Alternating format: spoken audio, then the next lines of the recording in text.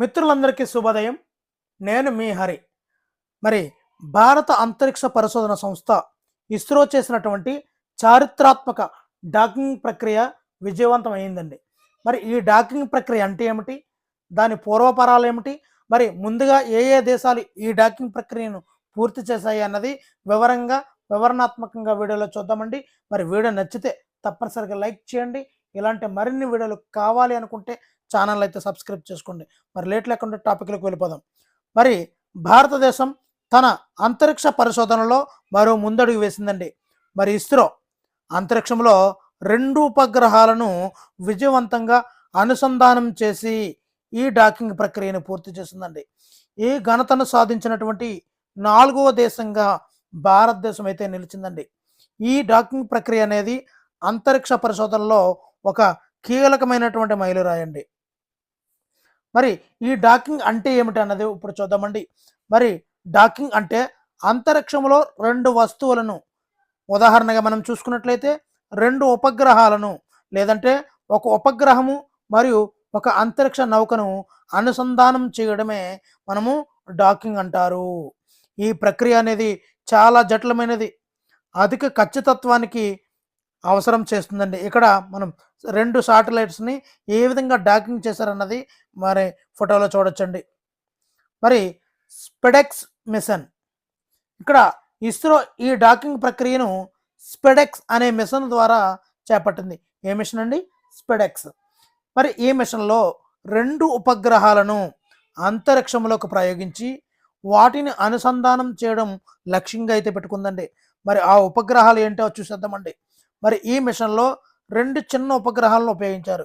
వీటిలో ఒక్కొక్క దాని బరువు కూడా 220 కేజీలు ఉంది. అంటే 2 ఉపగ్రహాలు, ఒక్కొక్క ఉపగ్రహం 220 కేజీలు, అంటే 2 కూడా 440 కేజీల బరువు ఉంది. మరి మరి ఈ డాకింగ్ ప్రక్రియ యొక్క ప్రయోజనాలు చూద్దామండి. ఈ డాకింగ్ టెక్నాలజీ అనేది భవిష్యత్తులో చంద్రయాన్ 4 అనే మిషన్ గురించి, అదేవిధంగా భారత అంతరిక్ష కేంద్రం నిర్మాణము మరియు మానవులను చంద్రుడి వైపుకి పంపే ప్రయత్నాలకు ఈ డాకింగ్ ప్రక్రియ అనేది చాలా బాగా యూజ్ అవుతుందండి. మరి ఈ డాకింగ్ ప్రక్రియ అనేది ఎలా జరిగింది అనేది ఒకసారి చూద్దామండి. మరి ముందుగా ప్రయోగాన్ని నిర్వహించారు. మరి పిఎస్ఎల్వి ర్యాకెట్ ద్వారా 2 ఉపగ్రహాలను అంతరిక్షంలోకి ప్రయోగించారు. ఆ తర్వాత ఆ 2 ఉపగ్రహాలు అంతరిక్షంలో చాలా వేగంతో భూమి చుట్టూ తిరుగుతున్నప్పుడు వాటిని అనుసంధానం చేశారు. ప్రయోగించిన తర్వాత ఈ 2 ఉపగ్రహాలను అత్యంత ఖచ్చితత్వంతో ఒకదానినొకటి చేర్చారు. మరి డాకింగ్ అంటే ఏంటి అంటే, తర్వాత ఈ 2 ఉపగ్రహాలను కూడా అనుసంధానం చేయడానికి ప్రత్యేకమైనటువంటి మెకానిజంను ఉపయోగించి డాకింగ్ ప్రక్రియను విజయవంతమైతే చేశారండి. మరి ఈ భారతదేశము ఈ ఘనతను సాధించినటువంటి 4వ దేశంగా నిలిచినప్పటికీ దీనికి ముందు ఈ సాంకేతికతను విజయవంతంగా అమలు చేసినటువంటి 3 దేశాలు అయితే ఉన్నాయండి. ఇక్కడ టెక్నాలజీని చూస్తున్నాము, ఏ విధంగా అనుసంధానం చేశారన్నది. ఇప్పుడు అలాగా డాకింగ్ ప్రక్రియను పూర్తి చేసిన వాటిలో మొదటి దేశము రష్యా అండి.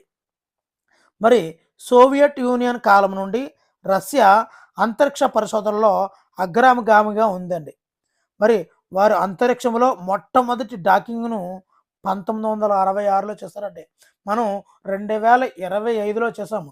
అంటే ఇది ఒక 25, అది 34, అంటే సుమారుగా 60 సంవత్సరాలు మనం వెనకబడి ఉన్నాం. 1966లోనే రష్యా డాకింగ్ ప్రక్రియను పూర్తి చేసిందండి. వారు మిర్ అనే అంతరిక్ష కేంద్రాన్ని అంతరిక్షంలో డాకింగ్కు ఒక ప్రత్యేకమైన ఉదాహరణగా మనం చెప్పుకోవచ్చండి. మరి రష్యాకు అంతరిక్షంలో ఒక ప్రత్యేకమైనటువంటి అంతరిక్ష పరిశోధన కేంద్రం ఉంది. అదే మిర్ అంతరిక్ష కేంద్రం.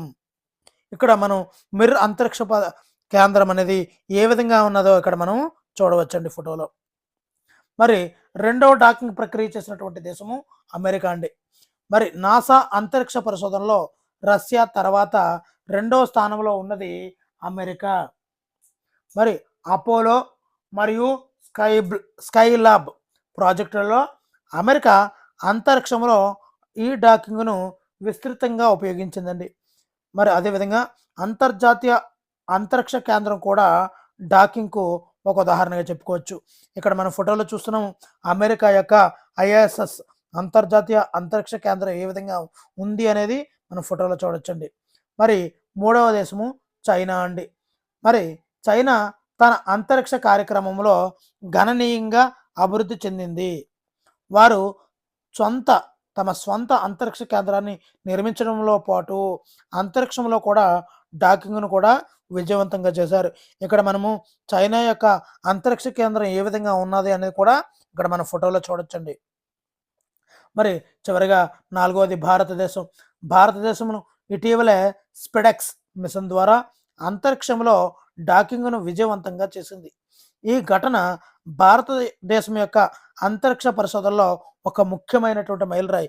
ఏ విధంగా డాకింగ్ ప్రక్రియ అనేది చేస్తున్నారన్నది ఇక్కడ మనం ఫోటోలు అయితే చూడవచ్చండి. మరి చివరిగా ఇస్రో చేసినటువంటి ఈ డాకింగ్ ప్రక్రియ భారతదేశం కోసం ఒక గర్వకారణం అండి. ఈ ఘటన భారతదేశం అంతరిక్ష పరిశోధనలో అగ్రగామిగా అవతరించే దిశగా ఒక ముఖ్యమైనటువంటి అడుగు వేసింది. అందుకే మనమందరం గట్టిగా చెప్పాలి, జై హో భారత్, జై హో భారత్.